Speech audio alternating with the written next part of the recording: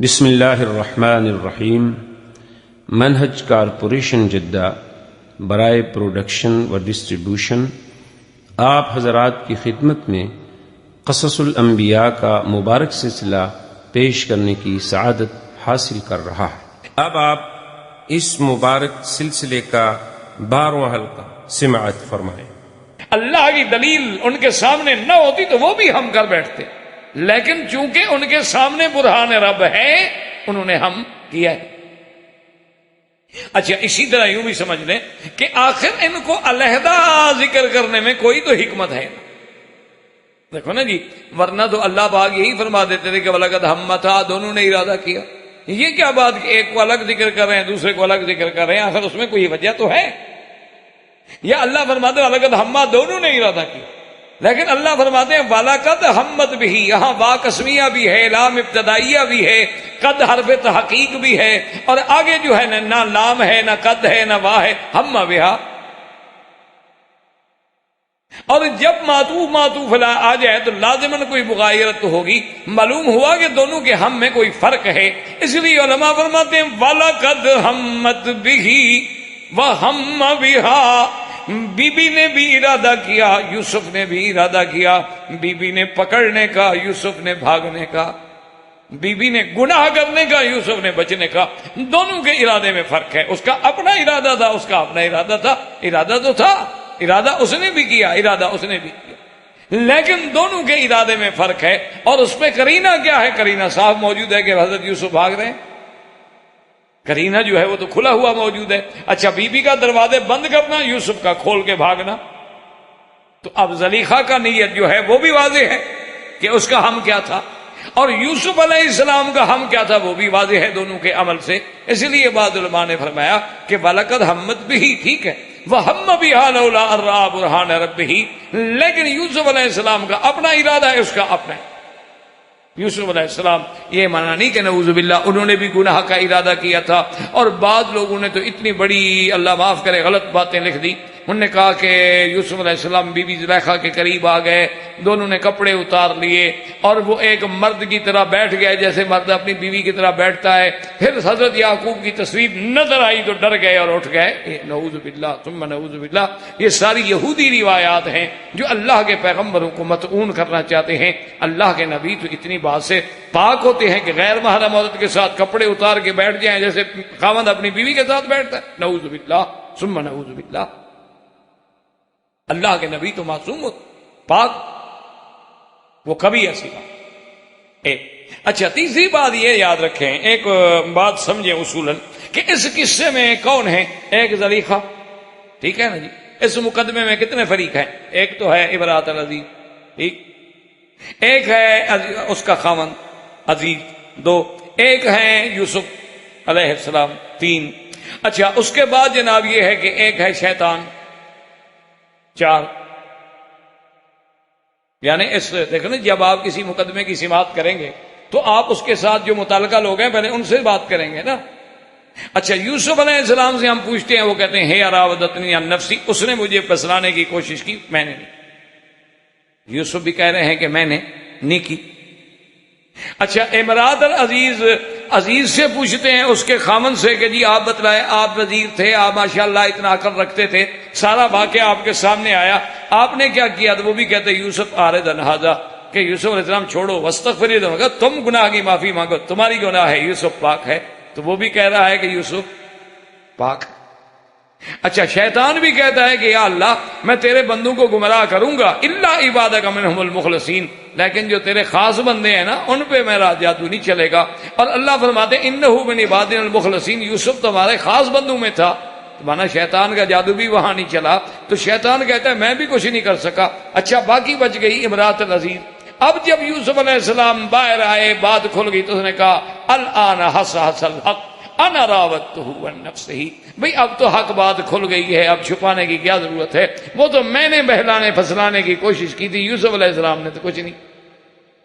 تو جب سارے دلائل اس طرف آ جائیں کہ اللہ کے نبی معصوم ہیں، تو پھر صرف ایک لفظ کو ہم دیکھ کر نعوذ باللہ اس پہ خود عمارتیں گھڑنی شروع کر دیں۔ یعنی شیطان کہتا ہے مخلصین پہ میرا جادو نہیں چلتا، اللہ فرماتے ہیں یوسف مخلصین میں ہیں۔ اس کا خامد کہتا ہے کہ یوسف آپ چھوڑیں، اپنی بیوی سے کہتا ہے تم توبہ کرو، تم نے گناہ کیا، اس نے نہیں کیا۔ خود وہ عورت کہتی ہے کہ بھی اب تو سب کو پتہ چل گیا ہے نا، میں بھی اقرار کرتی ہوں کہ میں نے غلطی کی تھی، یوسف نے غلطی نہیں کی تھی۔ جب یوسف سے پوچھتے ہیں وہ بھی کہتے ہیں میں نے تو غلطی نہیں کی، ہی راودتنی عن نفسی۔ اتنی گواہیوں کے بعد اللہ کے پیغمبروں کے بارے میں تھوڑا سا بھی گمان رکھا جائے کہ ہاں جی ان کو بھی خیال آیا تھا، یہ بات غلط۔ اس لیے ہمیشہ یاد رکھیں اللہ کے نبی جو ہیں پاک۔ اچھا ایک اور بات بھی یاد رکھ لیں کہ ایک ہوتا ہے فطری طور پر کسی چیز کا فطری، جسے آپ اپنے زبان میں کہتے ہیں نا یہ نیچر یعنی فطرت۔ اچھا اس کا معنی یہ ہوتا ہے کہ جیسے آپ نے روزہ رکھا ہوا اور شدید گرمی، این گرمی، اور آپ اسی گرمی میں این دھوپ سے آئیں، اور جناب جب آپ گھر کے کمرے میں داخل ہوں تو سامنے فریج میں بہترین قسم کی شربت کی بوتلیں جام شیریں لگا ہوا ہو، تو ایک منٹ میں آپ کا خیال پانی کی طرف جائے گا کہ نہیں جائے گا؟ یہ تو فطرت ہے، نیچر۔ لیکن اس کے بعد حالانکہ اب آپ کو دیکھنے والا کوئی نہیں، آپ علیحدہ کمرے میں کھڑے ہیں، فریج ہے، پانی ہے، گلاس ہے، سب کچھ ہے، آپ کو شدت کی پیاس بھی ہے، لیکن آپ نہیں پیتے، اسی پر تو اجر ملتا ہے۔ تو بعض علماء نے فرمایا کہ دیکھو اصل بات یہ تھی کہ جمال بھی ہے، قوت بھی ہے، اور کمال بھی ہے، جوانی بھی ہے، اور کسی چیز کا ہم فطری طور پہ دل میں آ بھی سکتا ہے، لیکن پھر بھی یوسف کا نہ کرنا یہی تو کمال تھا۔ دیکھو نا جی، اب ایک آدمی مثلا نامرد ہے، وہ کہے کہ جناب میرے ساتھ ساری رات عورت بیٹھی رہی، میں نے گناہ نہیں کیا۔ تم گناہ کر نہیں سکتے، کون سی بہادری ہے بھائی؟ بہادری کون سی ہے اس میں؟ کسی نامرد کا یہ کہنا کہ میں نے گناہ نہیں کیا، یہ کون سی بہادری؟ بہادری تو تب ہے کہ قوت ہے، طاقت ہے، لیکن اللہ سے ڈرتا۔ اسی لیے بعض علماء نے فرمایا کہ اگر ہم صرف لفظ ہم کو اتنی معنی میں مان لیں کہ جو فطرت اور نیچر کا تقاضا ہے کہ جیسے روزے دار کو پیاس کی شدت میں پانی کا خیال تو آتا ہے، لیکن اس نے پانی نہ اٹھایا، نہ پیا، نہ استعمال کیا، نہ روزہ توڑا، تو اس میں گناہ کا کیا تصور ہے؟ اس لیے حضرت یوسف علیہ السلام کا بھی کوئی گناہ نہیں۔ لولا ان رأى برہان ربہ، اگر اس نے اپنے رب کا برہان نہ دیکھا ہوتا، وہ برہان کیا ہے؟ بعض علماء فرماتے ہیں کہ آپ نے یعقوب علیہ السلام کی صورت دیکھی، اور بعض علماء فرماتے ہیں کہ جب سامنے نظر پڑی دیوار پہ لکھا دیکھا فلا تقربوا الزنا انہ کان فاحشۃ وساء سبیلا، اور بعض علماء فرماتی ہیں کہ نہیں، حضرت یوسف علیہ السلام کی نظر پڑی تو سامنے عزیز مصر کو دیکھا، یعنی اس عورت کے خاوند پہ نظر پڑی، وہ برہان آ گیا، اس سے بچے۔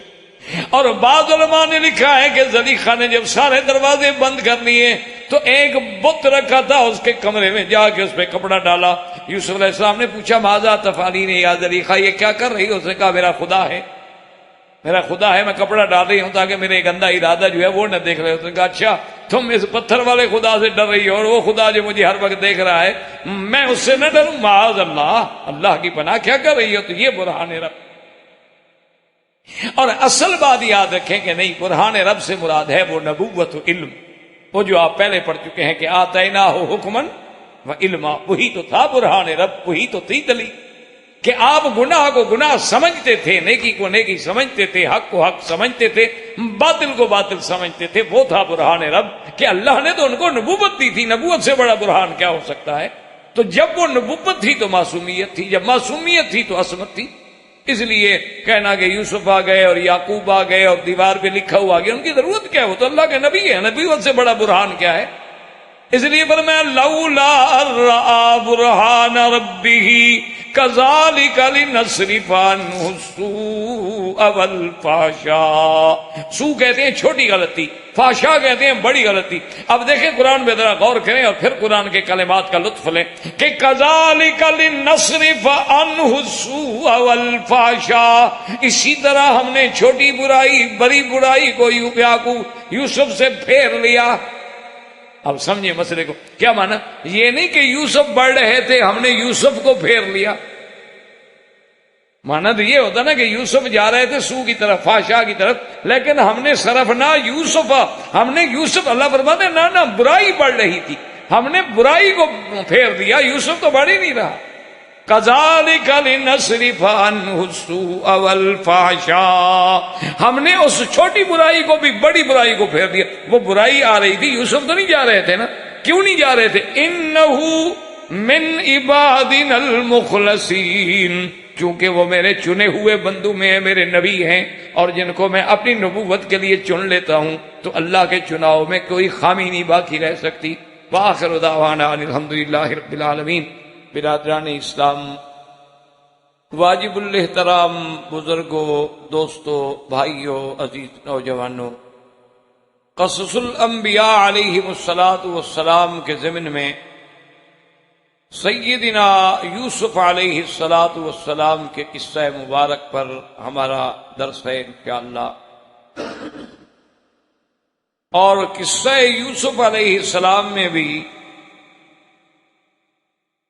ہم نے یہاں تک الحمدللہ قرآن مقدس کی آیات کا مطالعہ کر لیا کہ یوسف علیہ السلام عزیز مصر کے گھر میں آ کے متمکن ہو گئے، اور اللہ کی یہ حکمت ہے، کیونکہ حضرت یوسف علیہ السلام سے اللہ کی قدرت جو کام لینا چاہتی وہ کنعان کے ایک دور افتادہ علاقے میں تو ممکن بھی نہیں تھا، لیکن اس دور میں بھی مصر جو ہے وہ ایک بہت بڑا متمدن ملک تھا، اس کی ایک ثقافت تھی، ایک تاریخ تھی، ایک تہذیب۔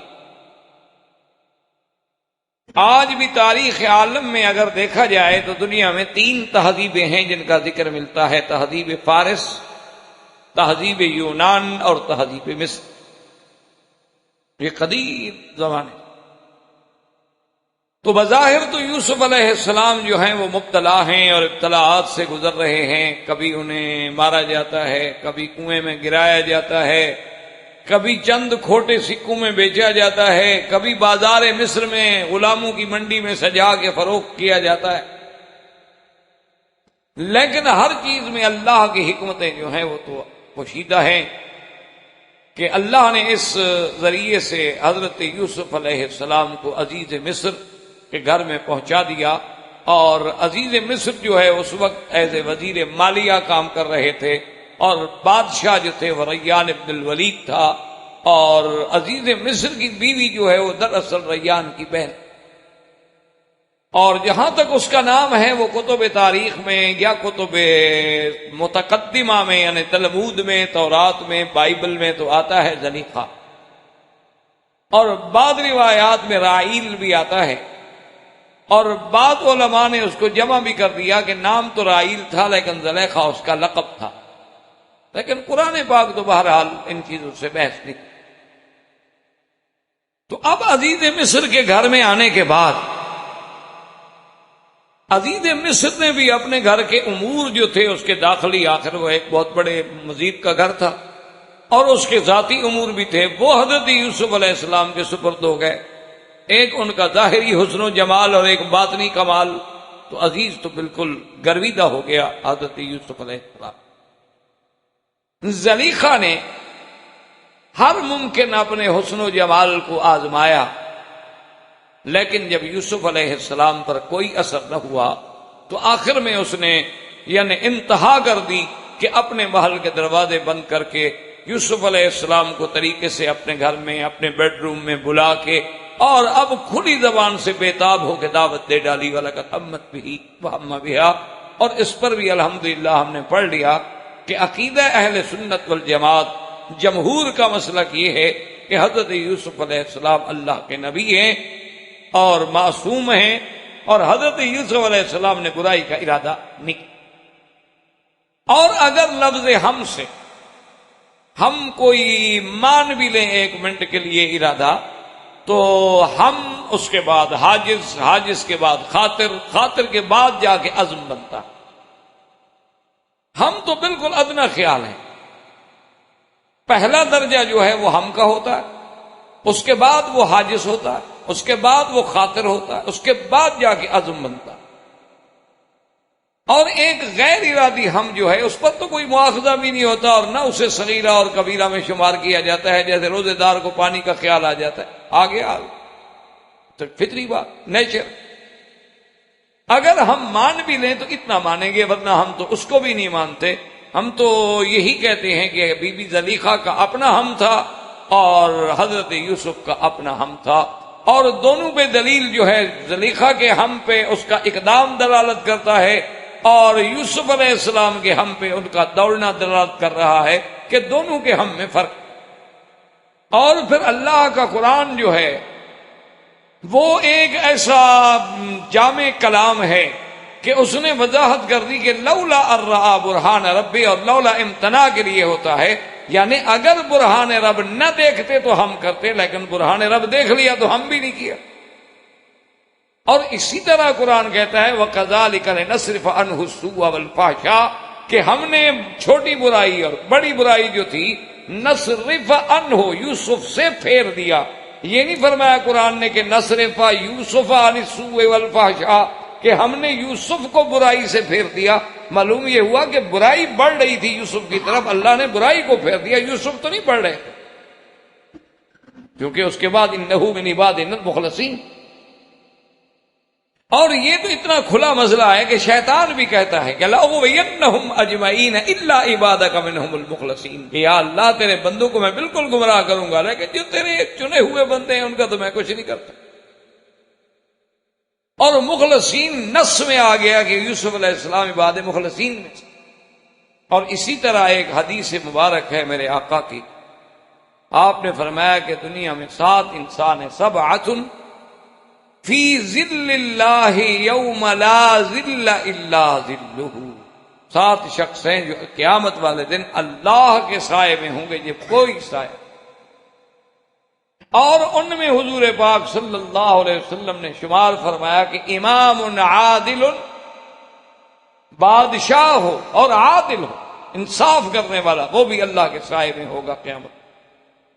اور اسی طرح حضور صلی اللہ علیہ وسلم نے فرمایا کہ رجل نشأ فی عبادت اللہ، کہ وہ بچہ جو پیدا ہی ہوا اور اس کے بعد اللہ کی عبادت میں اور دین میں لگا ہوا ہے، اور اس نے بچپن سے اپنی نشأت سے الحمدللہ کوئی گناہ نہیں کیا، ہر وقت عبادت میں لگا ہوا ہے، وہ بھی قیامت والے دن اللہ کے سائے میں ہوگا۔ اور فرمایا رجلان تحابا فی اللہ، 2 بندے ایسے ہیں جن کی آپس میں محبت ہے لیکن اللہ کی، خالص اللہ کے لیے محبت ہے، اور اسی کے لیے محبت پہ جمع ہوتے ہیں، اسی کی محبت پہ جدا ہو جاتے ہیں۔ اگر کوئی دین کی بات آ جائے تو وہ کہتے ہیں ٹھیک ہے بھی، اگر تم دین کی مخالفت کرتے ہو میرا تعلق ختم۔ تو وہ بھی قیامت والے دن اللہ تبارک و تعالیٰ کے سائے میں ہوں گے جب اور کوئی سایہ نہیں۔ اور اسی طرح فرمایا کہ رجل انفق نفقۃ، ایک آدمی ایسا ہے جو اللہ کے راستے میں خیرات کرتا ہے لیکن اس انداز میں کہ دائیں ہاتھ سے خیرات کرے تو بائیں کو بھی پتہ نہیں لگتا، یعنی اتنا چھپا کے دیتا ہے کہ ریا سے بہت دور۔ اور اسی طرح حضور صلی اللہ علیہ وسلم نے فرمایا کہ رجل دعته امرأة ذات منصب وجمال، اور اسی طرح ایک ایسا شخص کہ نوجوان ہے اور اس میں قوت و طاقت بھی ہے، اور اس کو بلانے والی جو عورت ہے وہ بڑے مرتبے والی بھی ہے، جمال والی بھی ہے، حسن والی بھی ہے، لیکن وہ کہتا ہے انی اخاف اللہ، میں اللہ سے ڈرتا ہوں، تو یہ بھی ذل اللہ ہوگا قیامت پر۔ تو حضرت یوسف علیہ السلام ان لوگوں میں ہیں کہ جب زلیخا نے کہا تو انہوں نے کہا معاذ اللہ انہ ربی احسن انہ لا یفلح۔ اب حضرت یوسف علیہ السلام جب دوڑے،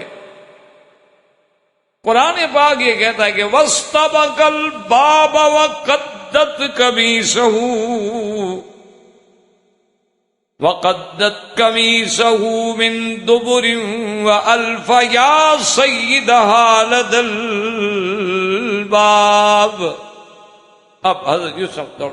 اچھا یہ ایک بات یاد رکھیں، قرآن کو سمجھیں کہ یہاں تو ہے الباب، وَاسْتَبَقَ الْبَابَ دروازہ یعنی ایک، اور پہلی آیت کہتی ہے وَغَلَّقَتِ الْأَبْوَابُ، کہ زلیخا نے دروازے بند کر دیے، وہاں تو پھر جمع ہے، ابواب ہے، یہاں باب ہے۔ تو اس لیے علماء کرام نے فرمایا کہ دراصل اس میں کوئی تعارض نہیں ہے کہ اس کا محل تھا، اس کے کئی دروازے تھے، وہ بند کر دیے گئے۔ لیکن جب یوسف علیہ السلام دوڑے ہیں تو لازمی بات ہے سب دروازوں کی طرف سے نہیں جائیں گے، ایک ہی دروازے کی طرف سے جائیں گے۔ سیدھی سی بات ہے، کھلی بات ہے کہ چاہے آپ کے محل کے 4 دروازے ہیں، لیکن ایک آدمی جب بھاگے گا تو کسی ایک دروازے کی طرف ہی جائے گا۔ تو اب حضرت یوسف علیہ السلام جب دوڑے تو زلیخا بھی پیچھے دوڑی اور اس نے دامن یوسف کو پکڑا، کھینچا روکنے کے لیے۔ یوسف علیہ السلام بھاگ رہے ہیں اور قمیص پھٹ گیا ہے، اور پھر بھی یوسف علیہ السلام بھاگتے جا۔ اب وہ دروازہ کیسے کھل گیا؟ جب وغلقت الابواب، کیونکہ وہاں غلقت الابواب نہیں ہے، وہاں تشدید کے ساتھ ہے، اور جب تشدید آئے گی کلما زاد فی المبنى زاد فی المعنى، یہ قاعدہ ہے کہ جب مبنی میں یعنی کوئی حرف بڑھ جائے گا تو معنی میں بھی شدت پیدا ہوگی۔ جیسے آپ کہیں کسی کو کہ فلان قتلا، فلان جو ہے قتل ہو گیا، لیکن ایک آدمی کیا قتلا، بھئی یعنی ٹکڑے ٹکڑے کر دیا گیا، کیونکہ وہاں تشدید آ گئی تو معنی بھی بڑھ گیا، جب مبنی بڑھ گیا تو معنی بڑھ گیا۔ تو اس لیے قرآن کہتے ہیں وَغَلَّقَتِ الْأَبْوَابِ، بند کیے، یعنی اچھی طرح۔ تو جب دروازے اچھی طرح بند تھے تو کھل کیسے؟ اب اس کے لیے مفسرین کرام رحمہم اللہ تعالی علیہم اجمعین کے 2 قول ہیں، یاد رکھیں۔ ایک مفسرین کرام کا یہ قول ہے کہ اصل میں زلیخا ہی بند کرتی آ رہی تھی نا دروازے، تو دروازے اندر سے بند کیے گئے تھے، باہر سے تو بند نہیں کیے گئے۔ دیکھو نا، ایک دروازے آپ جب اپنے کمرے میں داخل ہوتے ہیں تو آپ اندر سے بند کر دیتے، اب اندر سے تو کھل سکتا ہے نا، جیسے اندر سے بند کیا گیا اندر سے کھل بھی سکتا ہے۔ ایک ہے کہ آپ اندر ہیں اور باہر سے کوئی تالا لگا دے، اس کے کھلنے میں تو اشکال ہو سکتا، لیکن جو بند ہی اندر سے کیا جائے تو اس میں کیا اشکال ہے؟ تو اس لیے بعض علماء کرام یہ فرماتے ہیں کہ چونکہ زلیخا خود ہی دروازے بند کرتی چلی آ رہی تھی اور دروازے سارے اندر سے بند تھے، تو یوسف علیہ السلام جو دوڑے اندر سے وہ چٹکنی یا کنڈی یا جو چیز اس زمانے میں ہوگی وہ گرائی اور دروازہ کھل گیا۔ اور بعض علماء کرام نے فرمایا کہ نہیں، اصل بات یہ تھی کہ یہ بھی اللہ کے نبی کا ایک معجزہ تھا کہ جب اللہ کا پیغمبر دوڑے ہیں تو اللہ کی رحمت کے ساتھ معجزتاً جس دروازے آپ نے ہاتھ رکھا دروازہ خود بخود کھل گیا۔ اور یہ بات بھی کوئی بعید نہیں، اس میں بھی کوئی شک نہیں۔ اور اسی سے علماء نے فرمایا کہ یہ مسئلہ بھی نکلا ہے کہ اگر آدمی کسی ایسے معاملے میں مبتلا ہو جائے، انسان ہے، کون سا انسان ہے جس پہ ایسے ابتلاات یا نہیں آتے ہیں، تو اس کو چاہیے کہ وہ بھاگے، یہ نہیں کہ وہ بیٹھ جائے اچھا جی ٹھیک ہے، نہیں، اسباب پر عمل کرے، جیسے کہ یوسف علیہ السلام بھاگے۔ اب جب بھاگے، خدا کی قدرت یہ ہے کہ یوں ہی دروازہ کھولا تو آگے عزیز کھڑا، وَأَلْفَ يَا سَيِّدَهَا لَدَى الْبَابِ، اور زلیخا پیچھے بھاگتی آ رہی۔ اب جب اس نے دیکھا کہ سامنے جو ہے شوہر کھڑا ہے تو عورت تھی، تو اسی لیے ایک لوگ کہتے ہیں نا کہ بھی یہ ایسی چیز ہے کہ اس کا اعتبار نہیں کیا جا سکتا، اگر اس کی وفا یا اس کی عہد و پیمان یا اس کے زبان کا کوئی اثر ہوتا تو یوسف جیسے انسان سے بے وفائی نہ کرتی۔ وہ کہتے ہیں اس کے فطرت میں ہے کہ عورت کسی وقت بھی بدل سکتی، کیونکہ ناقصات العقل ناقصات الدین، عورت کسی وقت بھی تبدیل ہو سکتی، اس پر آدمی کوئی 100% اعتماد کرے یہ بڑا مشکل، ہاں اللہ جن کی حفاظت کرے علیحدہ بات ہے، ورنہ یعنی عورت کے نیچر میں ہے۔ اب دیکھیں کہ غلقت الابواب قالت حیت لک، یہ سارے اہتمام کرنے والی عورت جو ہے ایک سیکنڈ میں بدل گئی کہ قالت ما جزاء من اراد باہلک سوءا الا ان یسجن، الا ان یسجن او عذاب علیم، فوراً ایک سیکنڈ بھی نہیں لگا ہے۔ آج بھی آپ دنیا میں دیکھیں نا جی، اسی لیے تجربہ کار لوگ یہ کہتے ہیں کہ عورت جس کے پاس ہو اسی کے حق میں بیان دیتی، اغوا ہو جائے نا جی تو پھر دوست کے حق میں بیان دے گی، پھر اگر پکڑی جائے تو پھر فوراً ماں باپ کے حق میں آ جائے گی، مجھے تو زبردستی اغوا کر کے لے گیا۔ اچھا اس کو موقع مل جائے پھر وہ لے جائے، پھر اس کے حق میں بیان دیتے۔ اور اسی لیے انگریز اتنا بڑا بدبخت ہے کہ اس لیے اس نے اس کے قانون میں اتنی لچک رکھی ہے کہ وہ کہتے ہیں عورت چونکہ صنف نازک ہے وہ کسی وقت بھی بیان بدل سکتی، یعنی اگر مرد بیان بدلے تو اس کو تو فوراً اصلاح ہو جائے گی کہ تم نے جھوٹ بولا، مجسٹریٹ کی کورٹ میں زیر دفعہ 156 جو ہے آپ کے بیان ہم نے ریکارڈ کیے تھے اور آپ اب پھر رہے ہیں، کیسے ہو سکتا ہے؟ لیکن عورت پھر جائے کوئی بات نہیں، ہائی کورٹ میں بیان دے دے، پھر سپریم کورٹ میں تبدیل کر دے، کوئی بات نہیں۔ وہ کہتے ہیں جی صنف نازک ہے، اور اسی لیے ان کے قانون میں زن، زر، زمین کے لیے کوئی قانون ہے ہی نہیں، یہ اسی کا ہے جس کے ہاتھ میں ہو۔ یہ تینوں چیزیں جو ہیں وہ جس کے پاس ہے اسی کی، زن، زر، زمین۔ عورت جس کے پاس ہے وہ کہے جی میں اپنی مرضی سے آئی تھی، میرے دوست ہیں، کوئی جرم نہیں، کوئی مسئلہ نہیں۔ زمین جس کے قبضے میں آپ کا نام ہو لیکن جس کے قبضے میں بس وہ قابض ہے، آپ اس کو نہیں ہٹا سکتے۔ دولت بھی جس کے ہاتھ میں آ جائے، اور مثلا آپ کا 1 لاکھ ہے، میں نے لے لیا، آپ کیا ثابت کر سکتے ہیں کہ میرا ہے؟ کس آدمی کو سارے نوٹوں کے نمبر یاد رہیں گے؟ وہ اسی لیے وہ ایک لطیفہ ہے نا کہ تیمور لنگ گزرا ہے نا، ایک بادشاہ لنگڑا تھا، تیمور پاؤں سے لنگڑا تھا، بادشاہ بن گیا۔ تو اس کی ایک کنیز تھی جس کا نام دولت تھا۔ اتفاق کی بات ہے بادشاہوں کو تو کبھی کبھی موقع ہوتا ہے نا کنیزوں کے دیکھنے کا، ہر کنیز کو ہر وقت ساتھ نہیں آتی۔ وہ بیچاری آنکھوں سے نابینا ہو گئی، کنیز جو تھی اس کی آنکھیں خراب ہو گئی، اندھی ہو گئی، تو اتفاق سے ایک دن وہ بادشاہ کے سامنے آ گئی۔ تو بادشاہ نے پوچھا یہ کون ہے، اور پھر پہچانا اور کہا کہ تم میری دولت ہو؟ تو اس نے کہا کہ جی ہاں۔ نے کہا اچھا دولت اندھی ہو گئی؟ اس نے کہا جی اندھی نہ ہوتی تو لنگڑے کو ملتی۔ انہوں نے کہا دولت تو اندھی ہوتی ہے، اگر اندھی نہ ہوتی تو لنگڑے کو مل جاتی۔ تو اس لیے یہ ایک ایسی چیز ہے کہ اس کا کوئی آدمی یعنی بھروسہ نہیں کرا۔ دیکھیں فوراً بدل گئی، کہنے لگی کہ کمال ہے، اپنے خاوند کو دیکھتے ہی بدل گئی، کہنے لگی کہ ما جزاء من، اس آدمی کی سزا کیا ہے جو تیرے گھر کے ساتھ، من ارادہ بأہلک، یہ بھی نہیں کہا کہ میرے ساتھ، یعنی بات کو کتنی اہمیت دے رہی ہے، من ارادہ بأہلک، جو تیری بیوی کے ساتھ، تیرے اہل کے ساتھ، تیری زوجہ کے ساتھ۔ حالانکہ کہنا تو یہ چاہیے تھا نا کہ من ارادہ، جو میرے ساتھ، من ارادہ نہیں، لیکن اس بات کو پھر اہمیت کیسے دے کہ من ارادہ بأہلک سوءا، تیرے اہل کے ساتھ برائی کا سوچے، اور پھر فیصلہ بھی خود سنا دیا، الا ان یسجن او عذاب علیم۔ ہاں یہ ہے کہ یا تو اسے قید میں ڈالا جائے اور یا اسے پھر دردناک عذاب دیا جائے، سزا دی جائے، کوڑے مارے جائیں، تیرے اہل کے ساتھ برائی۔ اب یہاں 2 چیزوں پہ غور کریں کہ عورت کتنی شاطر ہوتی ہے، عورت کتنی چالاک ہوتی ہے۔ اسی لیے بعض روایات میں آتا ہے کہ النساء حبالۃ الشیطان، عورتیں جو ہے نا یہ سب سے بڑی جادو کی رسی ہیں شیطان کی۔ جب وہ چاہے اسی رسی کے ساتھ بڑے بڑے نیک، بڑے بڑے پارسا لوگ جو ہیں ایک نظر میں ختم ہو جائیں۔ جہاں دنیا کی کوئی چیز اثر نہ کرے نا وہاں عورت اثر کر لیتی ہے، بڑے بڑے لوگ برباد ہو گئے۔ اب جناب دیکھیں، پہلی چیز اپنے بارے میں تو یہ کہا نا کہ جی یہ مقصد یہ ہے کہ یہ برائی کا ارادہ کرا تھا، میں تو پاک ہوں۔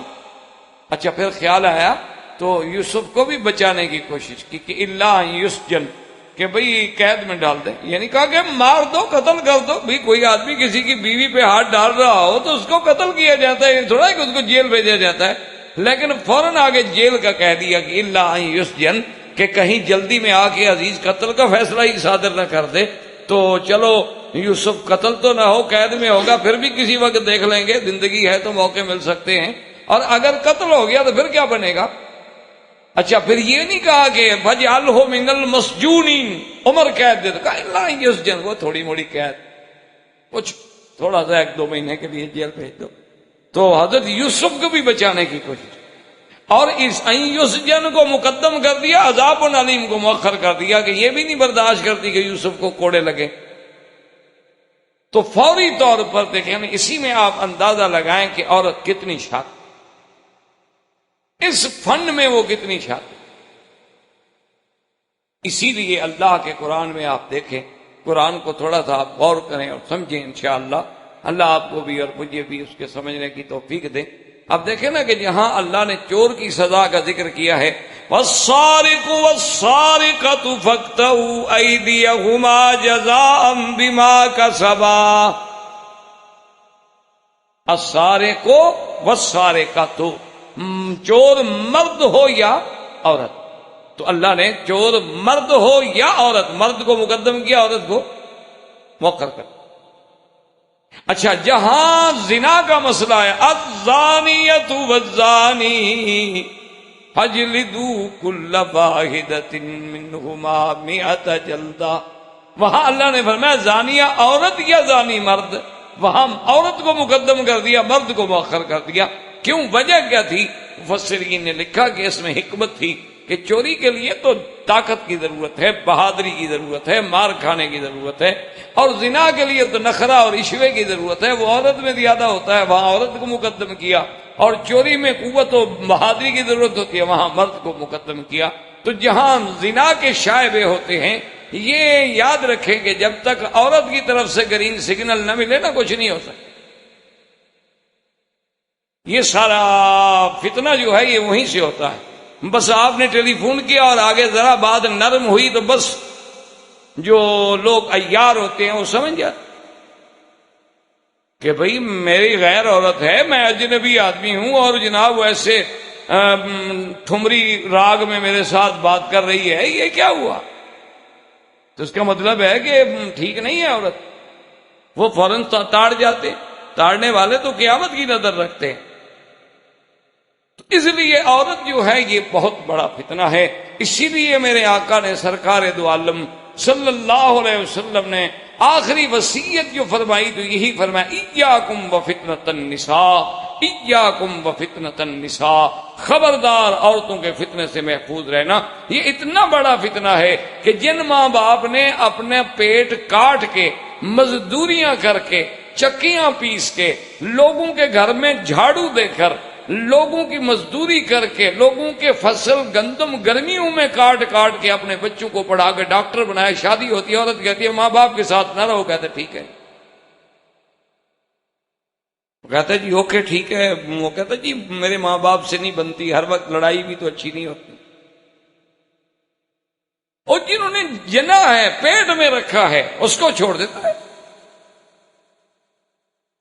4 دن کے تعلق کے لیے۔ اچھا، اور عورت بھی اتنی کم عقل ہے، وہ یہ نہیں سمجھتی کہ جس نے اپنے ماں باپ کو میرے لیے چھوڑ دیا، فکر نہ کرو انشاءاللہ تجھے بھی چھوڑے گا کسی کے لیے، چاہے دیر سے یا سویر سے۔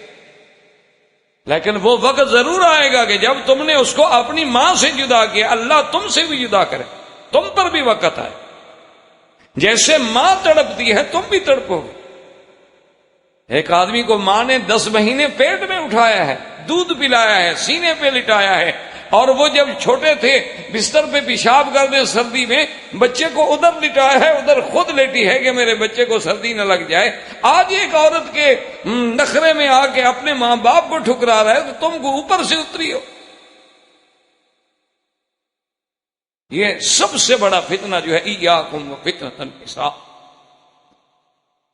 ورنہ ایمان سے کہیں کہ یوسف جیسا جمال ہو اور عورت کے عشق کا، وارفتگی کا یہ عالم ہو کہ خود دروازے بند کر کے اس کو بلا رہی ہو، لیکن شوہر کو دیکھتے ہوئے بدل گئی فوراً۔ اب حضرت یوسف علیہ السلام بولے، فرمایا قال ہی راودتنی عن نفسی وشہد شاہد من اہلہا ان کان قمیصہ قد من قبل فصدقت وہو من الکاذبین. حضرت یوسف علیہ السلام نے کہا کہ نہیں، یہ غلط کہہ رہی ہے، ہی راودت، اسی نے مجھے بہکایا، اسی نے مجھے پھانسنے کی کوشش کی ہے، میں نے تو نہیں کی. تو اس لیے علماء کرام نے لکھا ہے کہ ایک وقت آ جاتا ہے، ایک مقام آ جاتا ہے کہ جہاں انسان کی عزت و آبرو پہ حرف آ رہا ہو تو پھر آدمی خاموش نہ رہے، اپنی صفائی دے، بات کرے. عزت و آبرو ایسی معمولی چیز نہیں ہوتی کہ آدمی چپ کر جائے.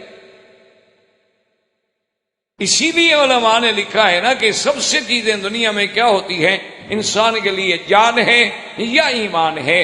تو انہوں نے کہا کہ جب عزت کا مسئلہ آئے تو آدمی جان دے دیتا ہے، اور جب ایمان کا مسئلہ آئے تو پھر سب کچھ لوٹا دیتا ہے، پھر نہ جان مال ہر چیز پھر کچھ نہیں. اس لیے یوسف علیہ السلام خاموش نہیں رہے، کیونکہ اب تو خاموش رہنا مطلب اقرار کرنے والی بات ہے. اگر آدمی خاموش ہو جائے تو الزام اس کا مطلب ہے اس نے تسلیم کر لیا کہ جو آدمی دوسرا کہتا ہے کہ جی اب تو وہ کہ ہاں جی ٹھیک، یا چپ کر کے کھڑا ہے وہ کہیں گے ہاں جی پھر بھی ٹھیک. قال ہی راودتنی عن نفسی وشہد شاہد من اہلہا. اللہ فرماتے ہیں کہ ان کے اہل میں سے، اور علماء نے لکھا ہے کہ من اہلہا یعنی اس زلیخا کے خاندان میں سے، یعنی وہ عبرات عزیز کے خاندان کا آدمی نہیں تھا بلکہ اب زلیخا کے خاندان کا آدمی تھا، یعنی شہادت بھی ایسی کہ گھر کا آدمی.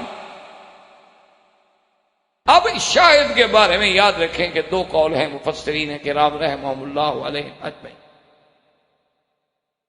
ایک قول میں حضرت ابن عباس رضی اللہ تعالی عنہ فرماتے ہیں کہ وہ بڑا آدمی تھا، ان کے خاندان سے تعلق رکھتا تھا، اور زلیخا یا رائیل جو ہے اس کا رشتہ دار تھا. وہ بھی چونکہ عزیز کے ساتھ آ رہا تھا تو صاف بات ہے کہ عزیز کا جوش جو تھا، غضب جو تھا، اس کو بھی نظر آیا. تو اس نے کہا کہ فیصلہ کرنے سے پہلے بات تو سمجھو، جلد بازی کیوں کر رہے ہیں آپ. اور بعض علماء نے فرمایا کہ نہیں، ایک چھوٹا سا بچہ تھا، اور چھوٹا سا بچہ جو ہے وہ بھی یعنی عزیز مصر چونکہ لاول تھا تو اس لیے وہ کہتے ہیں کہ اس کے یعنی ساتھ جو ہے کبھی بچوں کے پیار کی وجہ سے ملازمین کسی چھوٹے بچے کو اٹھا لیتے تھے تاکہ اس کی تسلی رہے، تو چھوٹا بچہ جو ہے وہ بول پڑا. اسی طرح روایات میں آتا ہے کہ چھوٹے بچوں کا بولنا، ایک تو ابن مشاطہ فرعون، فرعون کی بیٹی کی جو مشاطہ تھی، مشاطہ مانا اس کے بال بنانے والی، یعنی مشاطہ حدیث مبارک میں آتا ہے، مشاطہ کہتے ہیں عورتوں کے بال سنوارنے. یعنی مصر کی عورتوں کا آپ اندازہ کریں وہ اس وقت بیوٹی پارلر میں جاتی تھیں، آپ تو ابھی بنا رہے ہیں نا، اس وقت ان کے پاس مشاطائیں تھیں، اتنی یعنی آگے تھی ثقافت میں، تمدن میں.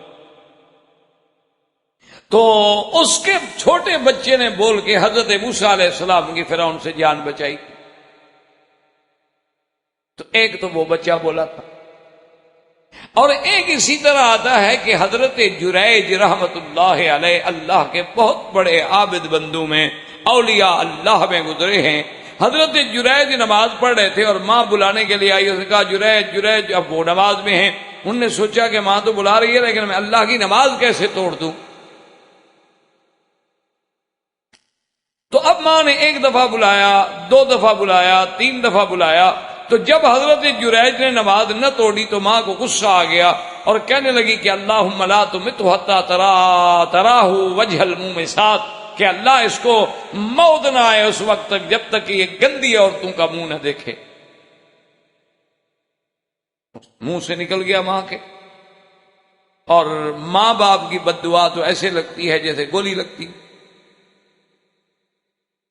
یعنی اس کے خطا جانے کا تو سوال ہی پیدا نہیں ہوتا. یعنی ماں باپ جب اولاد کو بد دعا کریں نا، وہ سمجھو بس لگ گئی، کیونکہ ماں باپ کبھی اولاد کو بد دعا نہیں کرتے. جب وہ بد دعا کرتے ہیں تو اس کا مطلب یہ ہے کہ وہ اضطرار کے آخری درجے پہ پہنچ چکے ہیں. اور امن یجیب المضطر اذا دعاہ ویکشف السوء، اور مضطر کی دعا منظور کرنے کا اللہ نے وعدہ فرمایا ہوا۔ تو ماں نے دعا کر دی۔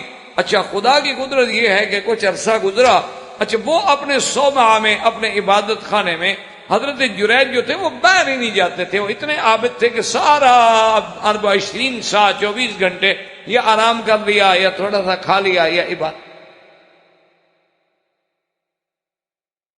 ایسے باتیں ہو گئی کہ دیکھو یار یہ تو بڑا عابد زاہد ہے۔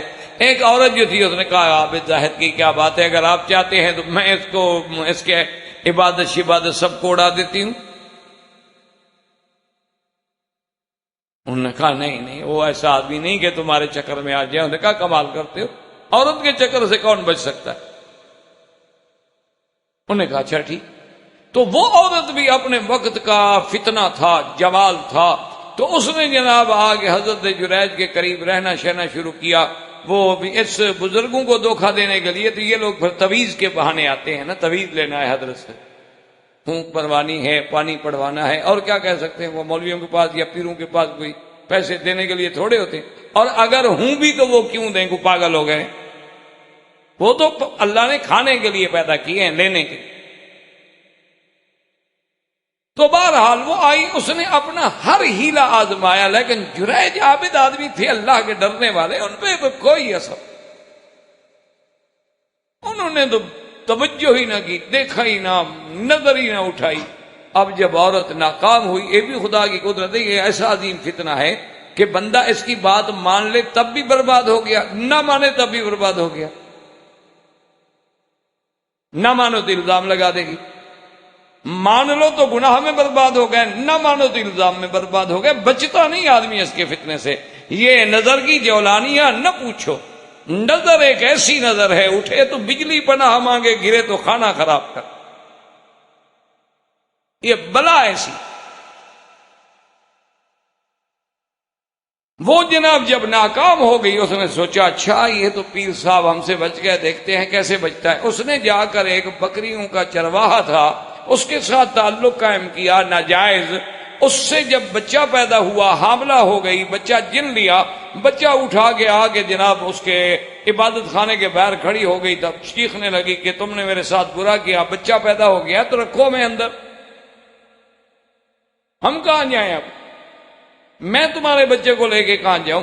اب جناب قوم ہوتی ہے آگے، اور قوم کا تو آپ کو پتا ہے، کہہ دو زندہ باد تو زندہ باد، کہہ دو مردہ باد تو مردہ باد۔ یہ تو ان کا عقیدہ جو ہے ہمیشہ ایسے ہوتا ہے، ایک منٹ میں زندہ باد، دوسرے منٹ میں مردہ باد۔ وہ جناب قوم جو بھاگتے، انہوں نے کہا کیا؟ انہوں نے کہا یہ بچہ ہے جریج کا۔ انہوں نے نہیں پوچھا جریج سے بھی سچ کہہ رہی ہے جھوٹ کہہ رہی ہے، توڑ پھوڑ کر کے جناب سارا اڑا دیا، عبادت خانے کو بھی اور حضرت کو بھی مار رہے ہیں، اور حضرت رو رہے ہیں خدا کے بندو بات تو سنو۔ کون سنے گی؟ قوم تو جذبات میں ہے، ماننے پہ آ جائیں تو مسیح کو خدا بنا کے سجدہ کر لیں، اور پوپ کو سجدہ، اور نہ ماننے پہ آئیں تو عیسیٰ علیہ السلام کو پھانسی پہ لٹکا دیں۔ یہ تو قومیں ہیں، قوم کا کیا؟ تو اب جناب جب حضرت کو بہت تکلیف ہوئی، وہ عبادت خانہ گرا دیا گیا، تو کچھ لوگوں نے کہا بھی عقل تو کرو نا، آخر حضرت کو جتنا ہم مارے ہیں وہ کہہ رہے ہیں کہ بھی بات تو سنو۔ تو کچھ صبر کیا، تو نے کہا کیا بات ہے؟ انہوں نے کہا ابھی تک آپ کو پتہ نہیں ہے، عورت سامنے کھڑی ہے، وہ کہتی ہے کہ یہ بچہ آپ سے نطفے سے پیدا ہوا ہے، ہم آپ کو یہ عابد اور زاہد اور ولی سمجھے بیٹھے ہیں، ہمیں نہیں پتا کہ آپ عورتوں کے ساتھ ایسے ناجائز تعلق رکھتے ہیں۔ تو حضرت کو جوش آیا، آپ نے فرمایا تکلم یا ایھا الغلام من ابوک۔ انہوں نے فرمایا کہ او بچے، وہ جو عورت نے بچہ اٹھایا ہوا تھا، تم بولو تمہارا باپ کون ہے؟ اس نے کہا فلاں الرائی، فلاں بکریوں کا چرواہا جو ہے وہ میرا باپ۔ تو اب جناب جب بچوں نے بولا تو اب سارے پھر پاؤں پہ گر گئے، حضرت معاف کر دیں بڑی زیادتی ہو گئی، اب آپ کا عبادت خانہ ہم سونے کی اینٹوں بنا دیتے ہیں۔ اور پھر میں مہربانی کروں مٹی کا ہی رہنے دو، یہ تمہارا بھی قصور نہیں، مجھے ماں کی بد دعا لگا، تمہارا اصل میں قصور نہیں ہے، مجھے ماں نے بد دعا کی تھی کہ اللہ اس کو اس وقت تک موت نہ آئے جب تک کسی گندی عورتوں کا منہ نہ دیکھ لے، وہ تو میں نے دیکھنا تھا، دیکھ لیا۔ اس لیے بہرحال تو اب جناب یہ ہے کہ یہ وہ دوسرا بچہ ہے یعنی ایک تو ہے مشاطۃ فرعون کا بیٹا، اور ایک ہے حضرت جریج کے قصے میں رائی کا بیٹا. اور اسی طرح علماء کرام نے لکھا ہے کہ حضرت عیسیٰ ابن مریم تو قرآن میں موجود ہے کہ قال ابنی عبداللہ آتانی الکتاب وجعلنی نبیا، کہ انہوں نے بھی مہد کے اندر کلام فرمایا اللہ تبارک و تعالی نے. اور چوتھا شاہد شاہد من اہلہا، انہوں نے کہا وہ بھی ایک بچہ تھا جس نے یوسف علیہ السلام کے حق میں گواہی دی. لیکن بعض روایات میں یہ بھی آتا ہے کہ موسیٰ علیہ السلام پہ جب تہمت لگی تو وہاں بھی ایک بچے نے گواہی دی. اور بعض ضعیف روایات میں یہ بھی آتا ہے کہ سرکار دو جہاں صلی اللہ علیہ وسلم جب پیدا ہوئے تو اس وقت بھی آپ کے لب مبارک ہل رہے تھے، اور ایک بی بی نے قریب جا کے محسوس کیا کہ کیا آواز نکلتی ہے، تو آواز آئے یا رب امتی، یا اللہ میری امت کی بخشش کر دینا، یا اللہ میری امت کی بخشش کر دینا. لیکن وہ روایت قوی نہیں ہے اور قابل اعتماد نہیں ہے، لیکن ذکر ہے کتابوں میں. تو بعض علماء کہتے ہیں کہ چھوٹا بچہ. اور حضرت ابن عباس رضی اللہ تعالی عنہ اور بعض سکہ علماء یہ کہتے ہیں کہ بھئی اگر بچہ بولنے والا تھا تو بچے کا بول دینا ہی کافی ہے کہ یوسف بے گناہ ہے، بات ختم ہو گئی. یعنی ایک معصوم بچہ، نہ بولنے والا بچہ، اگر وہ بولتا ہے اور کہہ دیتا ہے کہ جی یوسف علیہ السلام بے گناہ ہیں، بات ختم ہو گئی. اس کے بعد دلائل دینے کی کیا ضرورت ہے کہ قمیص آگے سے پھٹا ہے یا پیچھے سے پھٹا ہے؟ اتنی لمبی چوڑی تمہید کی پھر کیا ضرورت ہے؟ ایک معصوم بچہ ہے، وہ نہیں بولتا، اور وہ خرق عادت کے طور پہ اگر بول پڑتا ہے تو بس اس کا تو بولنا ہی کافی ہے. اس لیے بعض علماء فرماتے ہیں کہ نہیں، وہ بڑا تھا، سمجھدار تھا، اور اس نے پھر دلائل اور قرائن سے بات کی. اس نے کہا کہ دیکھو عزیز، ایک بات سن، بڑا آسان مسئلہ ہے. اگر یوسف علیہ السلام نے حملہ کیا نعوذ باللہ بی بی زلیخا پہ، تو صاف بات ہے کہ زلیخا بچے گی، یوسف علیہ السلام پکڑیں گے تو زلیخا کے کپڑے پھٹیں گے نا. کپڑے جو ہیں وہ تو زلیخا کے پھٹیں گے. کوئی مرد اللہ معاف کرے کسی عورت سے اگر جبر کرنا چاہے تو عورت کو پکڑے گا، اس کے کپڑے گریں گے، کبھی دوپٹہ گرے گا، کبھی قمیص گرے گا، کبھی کچھ پھٹے گا. وہ بھاگے گی، دوڑے گی، اپنے آپ کو بچانے کی کوشش کرے گی. مرد کے تو نہیں پھٹتے ہیں. ایک اور زلیخا تیرے سامنے کھڑی ہے، اس کے تو ڈریس میں اس کی تو قرید ہی نہیں ٹوٹی. اور دوسری بات جو ہے وہ یہ ہے کہ یہ دیکھو کہ یوسف علیہ السلام کا دامن جو ہے وہ آگے سے پھٹا ہے یا پیچھے سے پھٹا.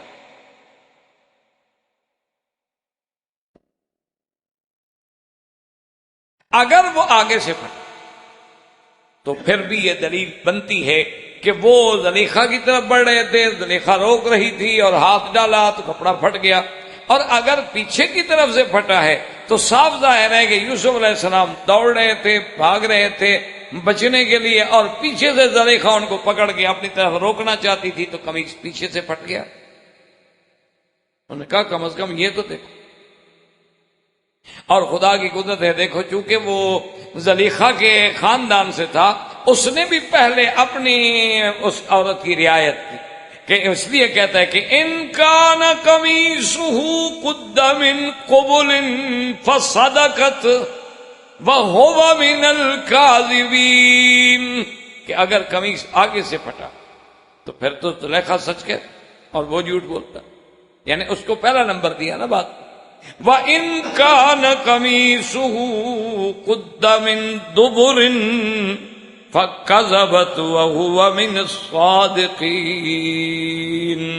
اور اگر قمیص پیچھے سے پھٹا ہے تو پھر صاف بات ہے کہ حضرت یوسف علیہ السلام جو ہیں وہ پاک ہیں، وہ سچے ہیں، اور زلیخا جو ہے وہ جھوٹ بول رہی ہے.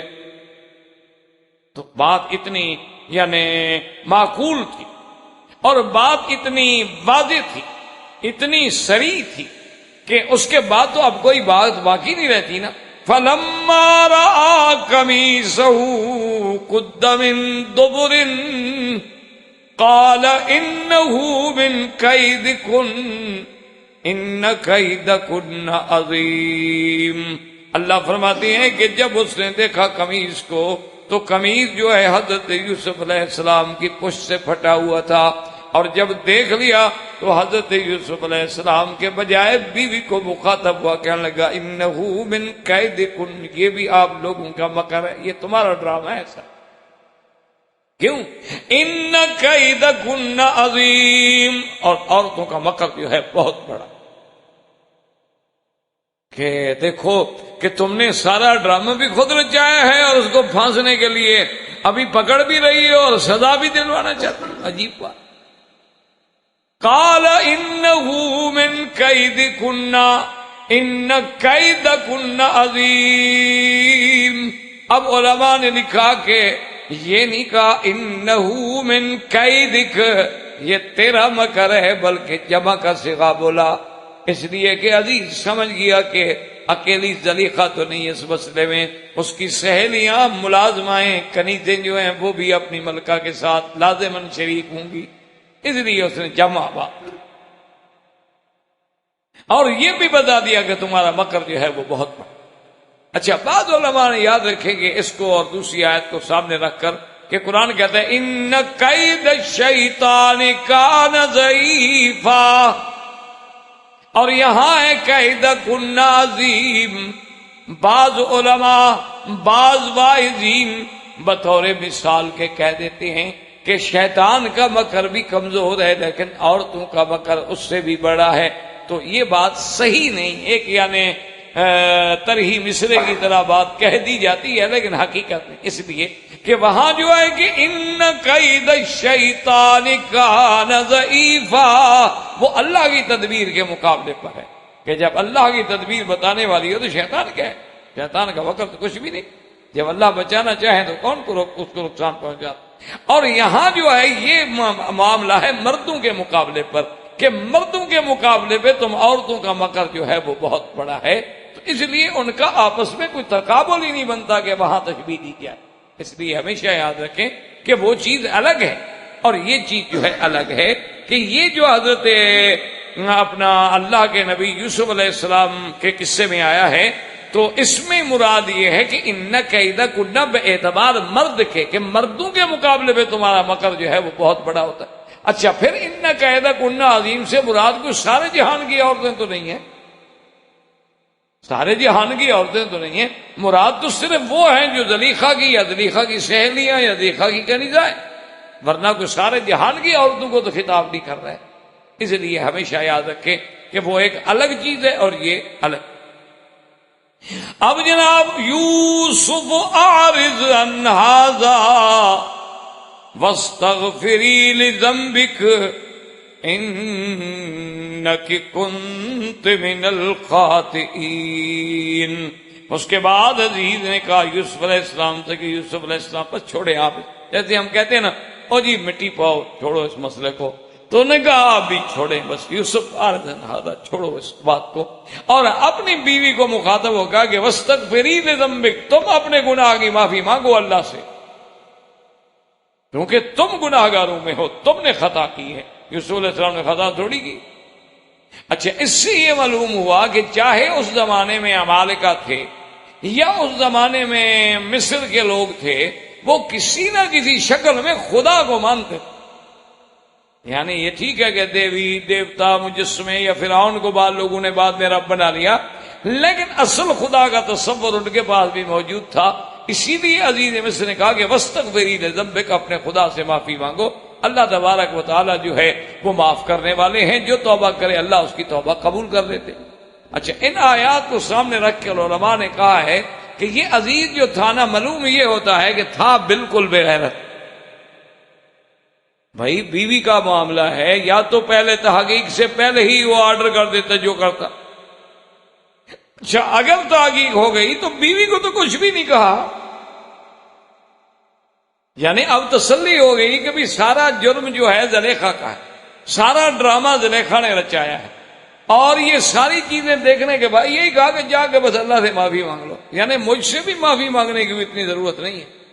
اس لیے انہوں نے کہا کہ حضرت اتنے بے حس تھے بے غیرت ہے کہ اور کوئی سزا، کوئی جزا، کوئی ناراضگی، میرے گھر سے نکل جاؤ، میں تمہیں نکالتا ہوں، میں تمہیں بیوی نہیں رکھنا چاہتا، تمہاری جرم میرے سامنے آ گیا، نہیں بس اتنا کہا اچھا یوسف علیہ السلام آپ بھی چھوڑیں اس قصے کو، اور اس سے بھی کہا اچھا تم بھی وستغفری لذنبک، اپنے گناہ کی معافی مانگ لو، اس پہ ٹال دیا۔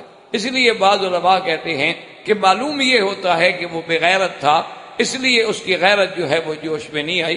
اصل بات یہ نہیں تھی کہ وہ بے غیرت تھا، اصل بات یہ ہے کہ وہ چونکہ جدید سوسائٹی کا بڑا آدمی تھا تو بڑے آدمیوں کو تو ویسے ہوتی نہیں،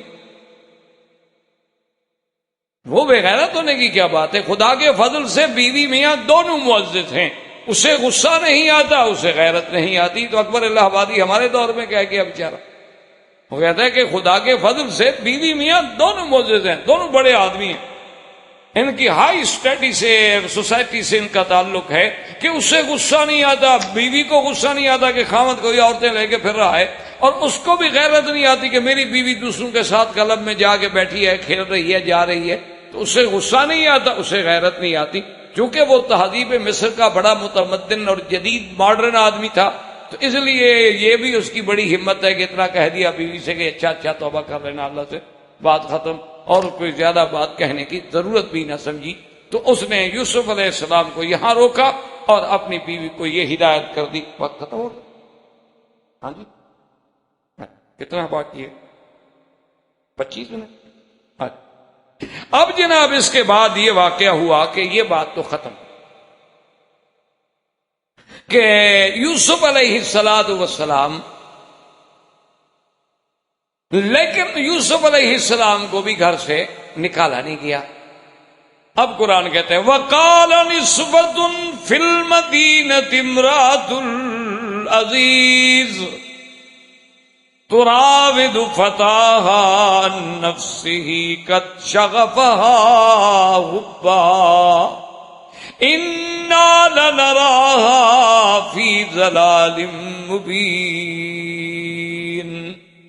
اس لیے یاد رکھیں یا لفظ وَقَالَ نِسْوَةٌ، یہ نہیں کہ قالت نسوۃ، اس لیے کہ نسوہ جو ہے وہ جمع مکسر ہے، جمع مکسر جو ہے وہ مؤنث غیر حقیقی ہوتی ہے، وہاں کالا بھی استعمال ہو سکتا ہے اور قالت بھی استعمال ہو سکتا ہے۔ قال نسوۃ فی المدینۃ، اس شہر کی عورتیں جو تھیں نا جی بڑی بڑی، کیونکہ اب زلیخا کے ملنے والی بھی تو بہرحال اور یعنی کابینہ کے لوگوں کی بیویاں ہوں گی، غریب لوگ تھوڑے ہوں گے، انہوں نے جناب آپس میں گھروں میں بات کرنی شروع کی۔ انہوں نے کہا عجیب بات ہے کہ یہ کیسی ہے زلیخا عزیز کی بیوی ہو کر تراوید و فتح نفسی، ایک نوجوان غلام کو، عجیب بات، ایک غلام کے لیے اتنی گر گئی ہے، اتنی نیچ بن گئی ہے کہ اتنے بڑے گھر کی عورت ہو کر اتنا منصب، اتنا جمال، اتنا عہدہ، اور عشق کس سے کر رہی ہے؟ نوکر سے، غلام سے جس کو خریدا ہوا ہے، اس کی محبت میں اندھی ہو گئی ہے، پاگل ہو گئی ہے، تو بڑی کھلی گمراہی میں پڑی ہوئی ہے، یہ تو بالکل اس کا تو دماغ ہی چل گیا، انہا لفی ضلال مبین، یہ تو گمراہ عورت ہے۔ یہ کیسی عورت ہے کہ پھر ایک تو ہمارے لیے ہمارے معیار کے خلاف ہے کہ ہم ایک ملازم سے، نوکر سے تعلق رکھے،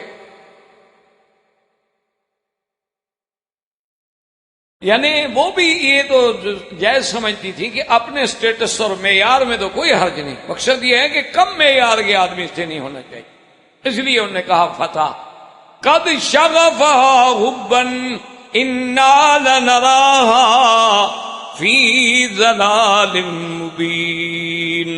اب قرآن کہتا ہے کہ بی بی زلیخا تک بھی باتیں پہنچی کہ جناب اب تو چرچے ہو رہے ہیں آپ کے قصے کے، کیونکہ حسن اور وہ تو جیسے بزرگوں کی ایک مثال ہے نا کہ عشق اور مشک جو ہے چھپائے تو نہیں چھپتا، یہ تو ایسی بلا ہے نا جی کہ عشق ہو یا مشک، آپ عطر لگا کے بیٹھ جائیں اور ڈبی جو ہے جیب میں ڈال لیں بند کر کے، وہ کیسے چھپے گا؟ خوشبو سب کو جائے گی۔ اسی طرح عشق بھی نہیں چھپتا۔ اچھا جب بندوں کا نہیں چھپتا تو پھر اللہ کا کہاں چھپتا؟ جو اللہ کے عاشق ہیں، جو انبیاء کے عاشق ہیں، جو اہل حق کے عاشق ہیں، پھر اللہ ان کو بھی تو دنیا میں عزت دیتے ہیں، نام دیتے ہیں، وہ خود تھوڑا کہتے پھرتے ہوتے ہیں لوگوں کو کہ آپ ہماری تعریف کریں۔ اس لیے خلاف جناب قرآن کہتا ہے کہ جب اس کو پتہ لگا فَلَمَّا سَمِعَتْ بِمَكْرِهِنَّ أَرْسَلَتْ إِلَيْهِنَّ وَأَعْتَدَتْ لَهُنَّ مُتَّكَأً وَآتَتْ كُلَّ وَاحِدَةٍ مِّنْهُنَّ سِكِّينًا۔ وقالت اخرج علیہم فلما رأینہ اکبرنہ وقطعن ایدیہن وقلن حاش للہ ما ھذا بشرا ان ھذا الا ملک کریم۔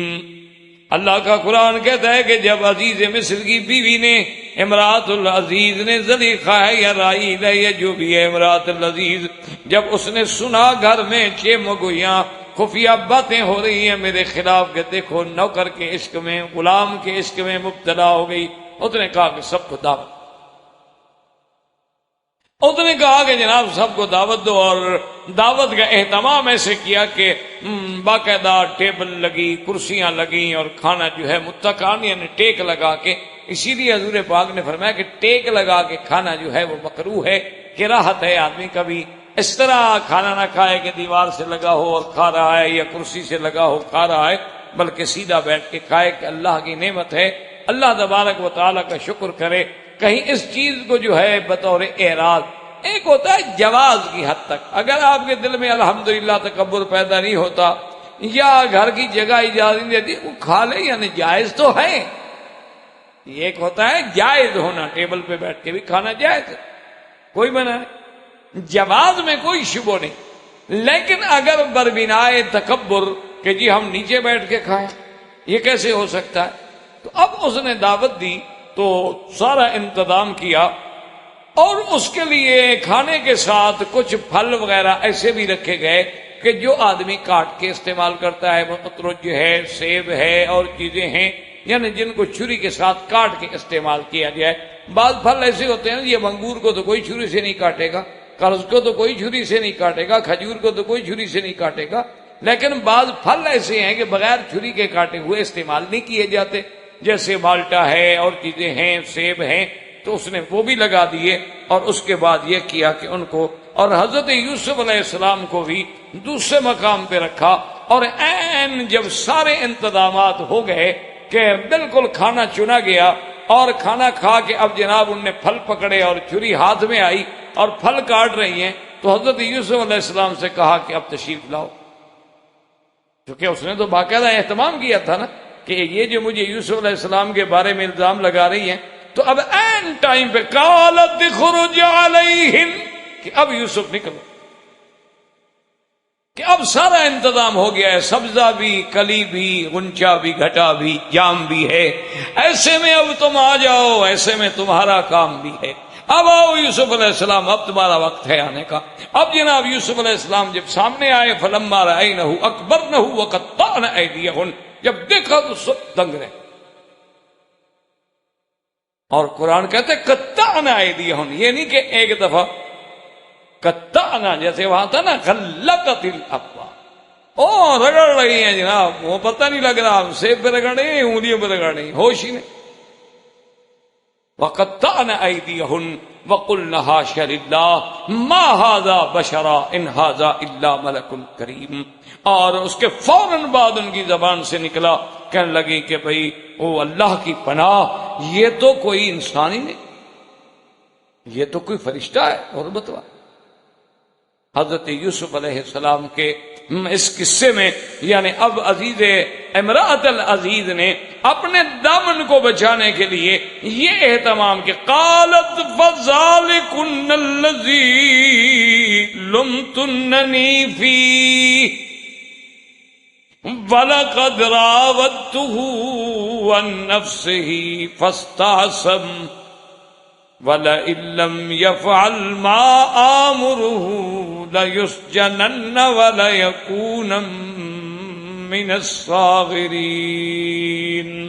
اب جناب امراۃ العزیز نے جب دیکھا کہ سب ہاتھوں سے خون بہا کے بیٹھی ہیں، آنکھیں پھٹی رہ گئیں، تو اب اس نے کہا کہ یہ ہے وہ جس کے بارے میں تم مجھ پہ ملامتیں لگاتی ہو، جس پہ الزام دیتی ہو کہ میں اس پہ عاشق ہو گئی ہوں، اب تمہارا کیا حال ہے، آپ تو بتاؤ، اور یہ بھی سن لو کہ یہ پاک ہے، اس کو میں نے چکر دیا تھا، انا راوت کو، میں نے اس کو بہلایا پھسلایا تھا، فاستعصم، لیکن وہ بچ گیا، لیکن ساتھ اپنا اکڑ غرور نہیں کیا نا. وَلَئِن لَّمْ يَفْعَلْ مَا آمُرُهُ لَيُسْجَنَنَّ وَلَيَكُونَنَّ مِنَ الصَّاغِرِينَ.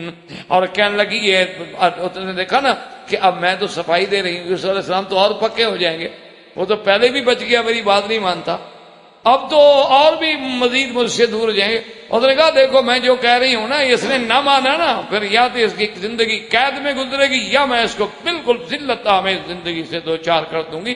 آخر اس کو میرا کہنا تو ماننا پڑے.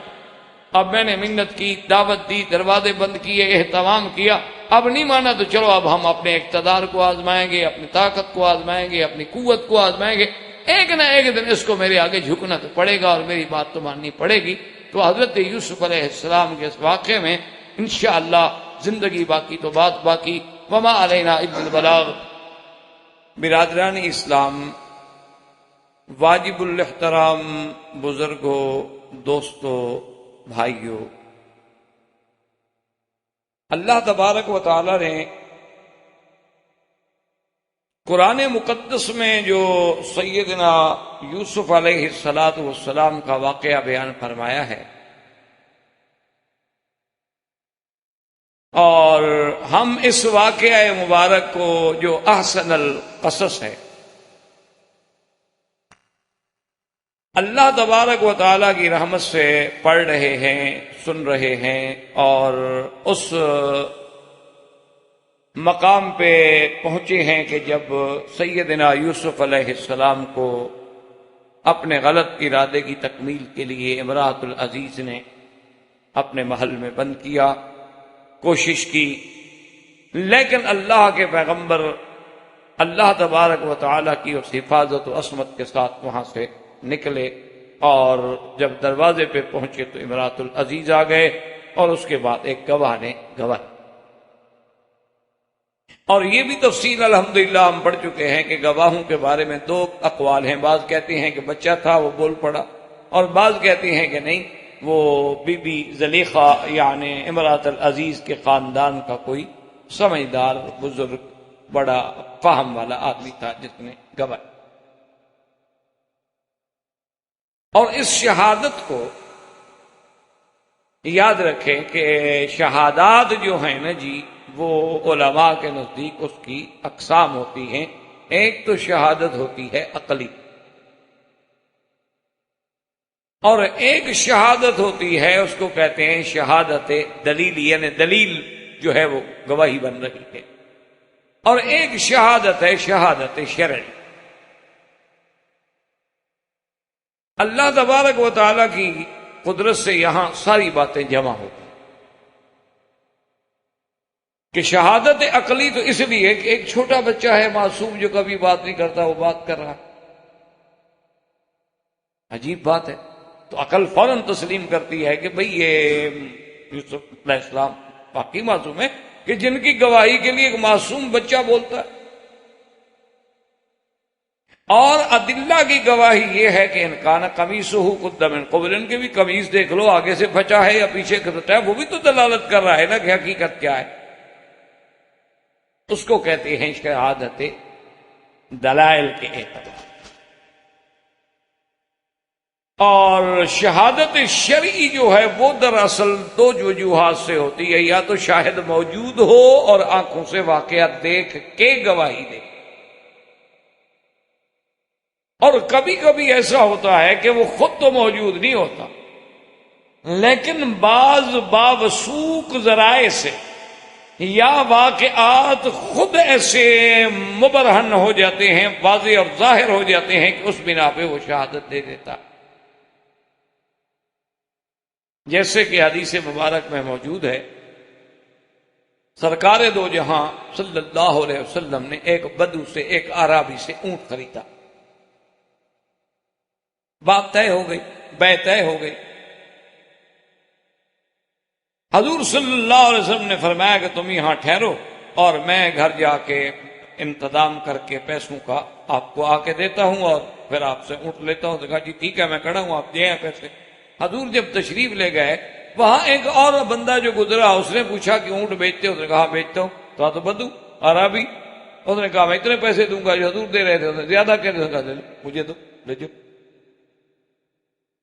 اس اللہ کے بندے نے وہ بے کے بعد جو ہے اونٹ بیچ دیا۔ حالانکہ شرعاً یاد رکھیں کہ جب بے ہو جائے تو پھر اس کو حق نہیں ہوتا کہ دوسری جگہ پہ۔ اور اسی طرح شریعت نے یہ بھی ایک فیصلہ کیا ہے کہ اگر مثلاً آپ کا ایک بھائی کھڑا ہے، ایک چیز خرید رہا ہے، جب تک ہاں یا نہ ہو جائے آپ جا کے خواہ دخل نہ دیں۔ اب اس کے ساتھ اس کی بات ہو رہی ہے اور آپ نے جا کے کہہ دیا ٹھیک ہے، پتہ نہیں وہ 8 ریال میں لے رہا تھا، آپ نے 10 کہہ دیا، تو لا یجوز البیع علی بیع اخی۔ حضور نے فرمایا جب تمہارا کوئی مسلمان بھائی سودا لے رہا ہے تم کیوں خواہ دخل دے رہے؟ ہاں ان کا سودا نہ بنے، وہ چلا جائے، پھر تم جا کے بات کرو۔ اسی طرح لا یجوز الخطبۃ علی خطبۃ اخیہ، کہ اگر کوئی بندہ کہیں رشتے کا پیغام دے چکا ہے اور تم جناب فوراً پہنچ جاؤ گے، نہیں جی میرا لڑکا بہت اچھا ہے اور بڑا افسر ہے اور بڑی تنخواہ ہے، تو یہ بھی شریعت میں حرام ہے کہ ایک بھائی پہلے خطبہ کر رہا ہے اس کو ہاں نہ کرنے دو۔ اور اسی طرح اگر بے میں نے آپ سے کر دی ہے تو اصولی طور پر تو قاعدہ یہ ہوتا ہے کہ جب زبان ہو گئی تو بے ہو گئی۔ اب اس کی تکمیل جو ہے وہ قبض سے ہوتی ہے۔ تو بہرحال حضور صلی اللہ علیہ وسلم تشریف لے گئے، واپس آئے تو اونٹ نہیں، حضور نے فرمایا بھی اونٹ؟ انہوں نے کہا جی میں نے بیچ دیا۔ اللہ کے بندے کیسے بیچ؟ آپ نے فرمایا عجیب بات ہے، کیسے بیچ دیا؟ تم نے تو سودا میرے ساتھ کیا۔ اس نے کہا جی میں نے آپ کے ساتھ نہیں کیا، آپ کے پاس کوئی گواہ ہے؟ لے آئے۔ اب سیدھی بات ہے حضور صلی اللہ علیہ وسلم کے پاس اس وقت گواہ تو موجود نہیں تھا۔ ابھی حضور صلی اللہ علیہ وسلم یہی بات فرما رہے ہیں کہ ایک صحابی آئے، جب انہوں نے بات سنی تو فوراً آگے آ گیا، انہوں نے عربی سے کہا کہ میں گواہی دیتا ہوں۔ حضور صلی اللہ علیہ وسلم نے خریدا، خیر حضور نے پھر اس کو معاف کر دیا۔ لیکن حضور صلی اللہ علیہ وسلم نے فرمایا اللہ کے بندے تم تو موجود نہیں تھے، تم کیسے گواہی دے رہے ہو؟ اس نے کہا حضور جب آپ پر جبریل وحی لے کے آتا ہے ہم موجود ہوتے ہیں، جب اللہ آپ کو وحی بھیجتے ہیں گھر میں سوئے ہوئے، آپ کے دل میں القاء کر دیتے ہم ساتھ ہوتے ہیں۔ اتنی بڑی بات تو ہم مان رہے ہیں، یہ صرف اونٹ والی بات نہ مانتے ہیں، یہ کوئی بات ہے؟ تو حضور اتنے خوش ہوئے کہ آپ نے فرمایا کہ آج کے بعد تمہاری ایک بندے کی گواہی جو ہے نا وہ 2 کے برابر ہوگی۔ تم تو واقعی بھی بڑے سمجھدار آدمی، بڑی بات پتے کی کر لی۔ اس لیے کبھی کبھی واقعات ایسے ہوتے ہیں، حالات ایسے ہوتے ہیں، یا بعض ثقہ لوگوں نے ہمیں وہ روایت کی ہوتی ہے تو اس کی وجہ سے جو ہے وہ ہم گواہی دے دیتے ہیں۔ اس لیے یہاں سارے شواہد جمع ہو گئے اور اس کے بعد عزیز مصر نے فوراً یہ فیصلہ کر دیا کہ اچھا یوسف علیہ السلام آپ چھوڑیں، اور بیوی سے کہا کہ تم گناہوں کی معافی مانگو اور بات ختم۔ اب آگے کے واقعہ جو آج ہم نے آج کے درس میں جو آیات پڑھی، وقال نسوۃ، اب یاد رکھیں یہ نسوہ جو ہے یہ جمع ہے، لیکن اس کو کہتے ہیں جمع مکسر، یہ قواعد عرب میں کہتے ہیں جمع مکسر، یہ مؤنث غیر حقیقی ہوتا ہے، ورنہ ہونا تو یہ چاہیے تھا نا کہ قالت نسوۃ، قالا تو مذکر کے لیے آتا ہے، تو قالا کیسے آ گیا؟ اس لیے علماء فرماتے ہیں کہ نسوہ جو ہے وہ جمع مکسر ہے، اور جمع مکسر جو ہے وہ مؤنث غیر حقیقی ہوتا ہے، تو اس پہ قالا بھی آپ کہہ سکتے ہیں، قالت بھی آپ کہہ سکتے ہیں۔ تو قرآن میں قال نسوۃ فی المدینۃ امرأۃ العزیز تراود فتاها عن نفسہ، اب جو اس شہر میں بڑی بڑی خاندان کی بڑے بڑے وزراء منسٹرز کی بیگمات تھیں، انہوں نے باتیں شروع کی کہ دیکھو جی امرأۃ العزیز جو ہے وہ ایک غلام کے عشق میں مبتلا، بڑا غلط کام، بھئی عشق کرنا ہے تو اپنے معیار کے برابر کرو، کو اپنا سٹینڈرڈ دیکھو، کوئی اپنا یہ کیا ہے کہ غلام خریدا ہوا ہے اس کے عشق میں مبتلا ہو گئی ہے اور غلام پہ ڈولے ڈال رہی ہے اور ایسی باتیں کر۔ اب جب امرأۃ العزیز کو پتہ چلا تو اس نے کہا کہ بھئی اس کا حل جو ہے کسی طریقے سے کیا جائے، کسی اسلوب سے کیا جائے۔ اس نے ایک پارٹی کر دی، دعوت کر دی، اور اس پارٹی کا اس نے ایسا اہتمام کیا، یہ تقریباً 4000 سال پہلے کی خبر دے رہا ہے قرآن پاک ہمیں۔ اور 4000 سال پہلے جو ہے تہذیب مصر وہ اتنا متمدن تھے، اتنا وہ آگے بڑھ چکے تھے کہ جس کو آج دنیا حاصل کر کے بڑا فخر کرتی ہے، یہ ان کے 4000 سال پہلے جو ہے وہ ٹیبل اور کرسیاں اور کھانے کے لیے چھری اور کانٹے اور اہتمامات اور تکیے اور بیٹھنے کے لیے صوفے، یہ 4000 سال پہلے ان کی تہذیب میں شامل،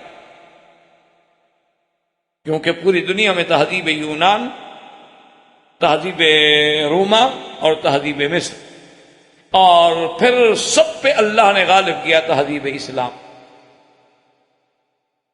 ورنہ پہلی دنیا کی تہذیبیں جو ہیں یہ معروف گزری ہیں زیادہ سے زیادہ۔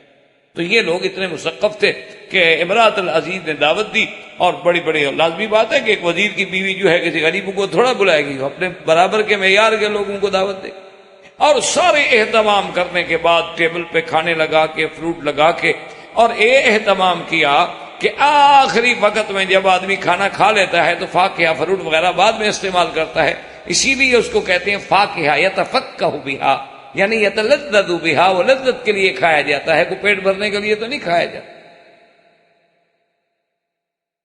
تو اللہ تبارک و تعالیٰ نے قرآن پاک میں ذکر فرمایا کہ اس نے اہتمام یہ کیا کہ جب کھانا لگ جائے اور کھانا کھا لیں اور فروٹ پکڑیں اور فروٹ کاٹ رہے ہوں، تو ادھر اس نے یوسف علیہ السلام کو امر کیا اور تیار رکھا کہ میں جب آپ کو بلاؤں تو پھر تم نے آنا ہے، اور جناب یوسف علیہ السلام سے کہا کہ آؤ۔ فَلَمَّا رَأَيْنَهُ أَكْبَرْنَهُ وَقَطَّعْنَ أَيْدِيَهُنَّ، اب جب دیکھا انہوں نے یوسف علیہ السلام، اتنا اس کی بڑائی اور اس کا کمال جمال دماغوں میں آیا کہ ہاتھوں پر چوریاں چلانے لگی، وہ فروٹ تو رہ گئے، ہاتھ کاٹنے لگے، اور بیک زبان کہا وَقُلْنَا حَاشَ لِلَّهِ مَا هَذَا بَشَرًا، اور سب نے کہا اللہ کی قسم، اللہ کی پناہ، اصل ترجمہ ہوتا ہے اللہ کی پناہ، کہ ما ھذا بشرا ان ھذا الا ملک کریم، یہ ہرگز انسان نہیں ہے بلکہ یہ تو کوئی بزرگ فرشتہ ہے، آسمانوں سے اترا ہے۔ حیران۔ اب جب دیکھا امراۃ العزیز نے تو اس کو بھی موقع ملا کہ بھی اب تو یہ خود بھی ہاتھ کاٹ کے بیٹھی ہیں، تو اب اسے موقع ملا اپنے بارے میں اپنے آزار بیان کرنے کا۔ قالت فذلکن الذی لمتننی فیہ، تو اب امراۃ العزیز نے کہا اپنی ان عورتوں سے، ان خواتین سے، کہ یہ ہے وہ جس کے بارے میں تم مجھے ملامت کر رہی ہو، میرے خلاف پراپگنڈے کر رہی ہو کہ میں عاشق ہو گئی، میں غلام کے مسئلے کے اندر الجھ گئی ہوں، یہ ہے وہ غلام، بتاؤ یہ جو کچھ میں نے کیا یا جو میرے دل میں محبت ہے، یہ باقی میں معذور ہوں کہ نہیں؟ اب تمہیں کیا ہو گیا ہے، تم سب عاشق ہو گئی؟ اور ساتھ یہ بھی کہہ دیا وَلَقَدْ رَاوَدتُّهُ عَن نَفْسِهِ فَاسْتَعْصَمَ، میں نے اس کو بہلایا، میں نے پھسلایا، میں نے گناہ کے لیے کوشش کی لیکن وہ بچ گیا، لیکن اس نے میری بات نہیں مانی۔ اور آگے پھر دیکھا کہ ساتھ غصے میں آ کے، جوش میں آ کے دھمکی بھی دے دی کہ کہیں ایسا نہ ہو کہ یوسف علیہ السلام کو اب تو میں نے اعتراف بھی کر لیا کہ میں نے گناہ کیا ہے، میں نے غلطی کی ہے، اور یوسف علیہ السلام بچ گیا تو پتہ نہیں یوسف علیہ السلام تو پھر میری بات کبھی بھی نہ سنے، تو اس لیے فوراً دھمکی بھی دے دی۔ وَلَئِن لَّمْ يَفْعَلْ مَا آمُرُهُ لَيُسْجَنَنَّ وَلَيَكُونًا مِّنَ الصَّاغِرِينَ، اور کہنے لگی کہ اگر ایک دفعہ تو بچ گیا یوسف علیہ السلام، اگر اس نے میرا کہنا نہ مانا اور میری آرزو کی تکمیل نہ کی تو میں اس کو قید میں ڈالوں گی اور اس کو نعوذ باللہ ذلت آمیز زندگی گزارنے پہ مجبور کر دوں، اس کو میرا کہنا ماننا پڑے۔ احباب کرام، اس کے بعد اب آپ اس مبارک سلسلے کی CD نمبر 13 سماعت فرمائیں۔